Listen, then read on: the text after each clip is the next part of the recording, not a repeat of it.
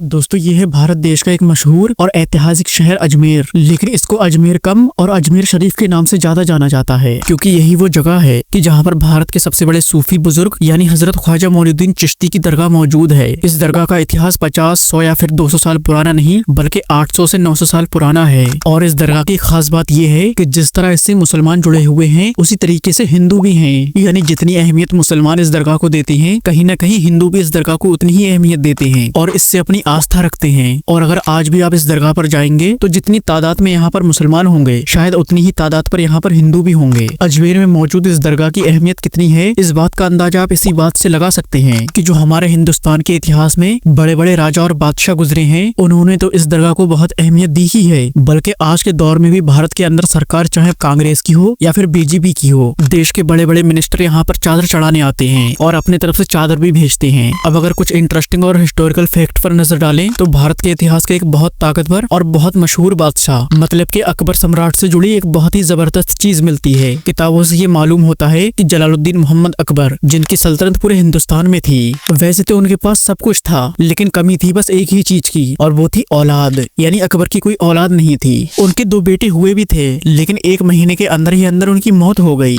अबुल फजल की एक मशहूर किताब आईने अकबरी के मुताबिक एक बार अकबर को कहीं से ये खबर मिली कि अजमेर के अंदर एक मशहूर और बड़े सूफी बुजुर्ग यानी ख्वाजा मोइनुद्दीन चिश्ती की दरगाह मौजूद है और वहाँ पर जो भी मन्नत मांगी जाती है वो पूरी होती है। इसलिए अकबर ने ये मन्नत मांगी अगर उसको बेटा पैदा होता है तो वो इस दरगाह पर जाएगा। और उसने ये भी कहा कि ना ही मैं किसी घोड़े से और ना ही किसी सवारी से बल्कि अपने पैरों से पैदल चलकर जाऊंगा। ये मशहूर सूफी बुजुर्ग आगरा के शेख सलीम चिश्ती थे, जिनका ताल्लुक भी इसी चिश्ती सिलसिले से था। बादशाह अकबर पहली ही मुलाकात में शेख सलीम चिश्ती से इतना ज्यादा इंस्पायर हुए कि बार बार उनसे मिलने जाने लगे। एक बार जब अकबर शेख सलीम चिश्ती से मिलने गए तो उनसे ये पूछा कि हजरत मुझे कितने बेटे होंगे। तो हजरत शेख ने जवाब दिया कि आपको 3 बेटे होंगे। और बिल्कुल ऐसा ही हुआ, क्योंकि कुछ सालों बाद ही अकबर का एक बेटा पैदा हो चुका था। शेख सलीम चिश्ती की निस्बत से ही अकबर ने अपने पहले बेटे का नाम सलीम रखा। ये वही सलीम था जो आगे जाकर बादशाह जहांगीर के नाम से जाना गया। पार्वती शर्मा की एक बहुत ही मशहूर किताब है जिसका नाम है N intimate portrait of a great Mughal Jahangir. इस किताब में उन्होंने एक बड़ा ही दिलचस्प किस्सा लिखा है, जिसके मुताबिक बादशाह अकबर ने एक बार उन बुजुर्ग सूफी से पूछा यानी शेख सलीम चिश्ती से पूछा कि आप कितने वक्त तक हमारे साथ इस दुनिया में रहेंगे। इसके जवाब में शेख सलीम चिश्ती ने कहा कि मैं इस दुनिया में तब तक हूँ कि जब तक तुम्हारा शहजादा सलीम अपना पहला सबक याद करके हूबहू आपको सुना ना दे।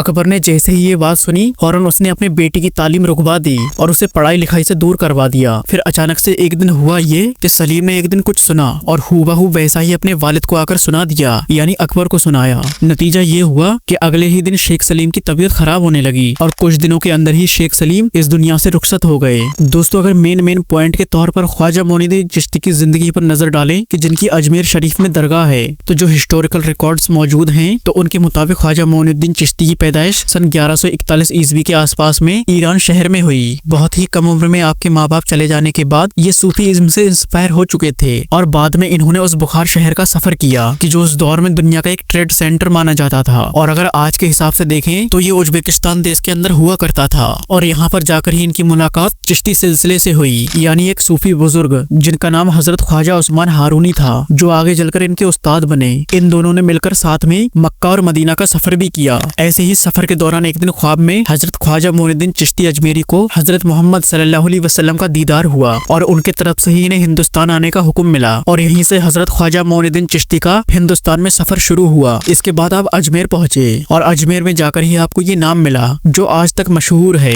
गरीब नवाज का मतलब होता है गरीबों को नवाजने वाला। इतिहास की किताबों से ये साफ पता चलता है कि ख्वाजा मोइनुद्दीन चिश्ती का ऐसा असर था कि जो एक बार आपसे मिल लेता था तो मानो जैसे आप ही का हो जाया करता था। धीरे धीरे इनका इन्फ्लुएंस इतनी तेजी से फैला कि दूर दूर से लोग सफर तय करके इनके पास आते और इनकी बातें सुनते। ख्वाजा मोइनुद्दीन चिश्ती का ये नाम उनकी जिंदगी में ही नहीं बल्कि भारत के जो बड़े बड़े शहर थे उनमें भी मशहूर हो चुका था। 1236 के आसपास जब ख्वाजा मोइनुद्दीन चिश्ती इस दुनिया से रुखसत हो गए तो अजमेर शहर के अंदर ही उनका मकबरा बनवाया गया और बाद में उसी मकबरे ने एक दरगाह का रूप ले लिया जो आज के वक्त में हम लोगों को नजर आती है। हिस्टोरियंस बताते हैं कि शुरुआत में ये मकबरा मालूमी स्ट्रक्चर जैसा था, लेकिन जैसे जैसे दौर गुजरता गया और अलग अलग हुकूमतें आईं, उनका इस दरगाह से लगाव होता गया और उन्होंने इस दरगाह पर काम करवाना शुरू कर दिया। हर बादशाह ने इसमें कुछ न कुछ काम करवाया, जिनमें एक नाम मांडू के महमूद खिलजी का भी था, जिन्होंने बाकायदा यहाँ पर मस्जिद की तामीर करवाई। और बाद में जब मुगलों का दौर आया तो मैंने जो शुरुआत में चंद चंद चीजें बताई हैं उनसे आपको ये मालूम हो गया होगा कि मुगलों का इस दरगाह से कितना लगाव था। अब अगर पुराने दौर के चाहे तुगलक सल्तनत के हुक्मरान हो या बीच के चाहे शेरशाह सूरी हो या फिर नए दौर के हैदराबाद के अमीर निजाम हो, इन सभी का अजमेर की दरगाह से बहुत ही गहरा रिश्ता है। दोस्तों, अगर आप अजमेर की दरगाह को विजिट करेंगे तो आप देखेंगे कि यहाँ पर ख्वाजा मोइनुद्दीन चिश्ती के अलावा उनके परिवार के 8 और लोगों की कब्रें मौजूद हैं। साथ ही आप यहाँ पर एक मस्जिद भी देखेंगे जिसको अकबरी मॉस्क के नाम से जाना जाता है, जिसको किसी दौर में मुगल बादशाह ने बनवाया था। दोस्तों, अजमेर के अंदर 3 गेट मौजूद हैं, जिनमें से एक को कहा जाता है निजाम गेट। दरअसल ये हैदराबाद के मशहूर निजाम मीर उस्मान अली ने बनवाया था। जबकि बचे हुए 2 गेट हैं, उनमें से एक को जन्नती दरवाजा, दूसरे को बुलंद दरवाजे के नाम से जाना जाता है। और यहाँ पर हर साल एक बार उर्स भी मनाया जाता है। इस उर्स में अजमेर की इस खास दरगाह पर हाजिरी देने के लिए लोग बहुत दूर दूर से आते हैं। दोस्तों, आखिर में उम्मीद यही करते हैं कि आपको ये वीडियो जरूर पसंद आया होगा।